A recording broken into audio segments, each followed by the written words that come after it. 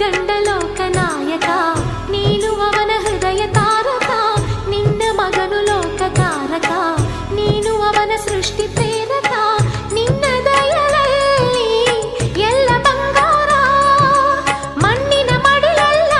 ಚಿನ್ನ ರತ್ನದ ಭಂಡಾರ. ಲಕ್ಷ್ಮೀ ಮಹಾಲಕ್ಷ್ಮೀ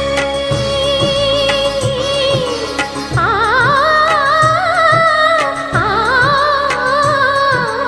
ಲಕ್ಷ್ಮೀ ಮಹಾಲಕ್ಷ್ಮಿ,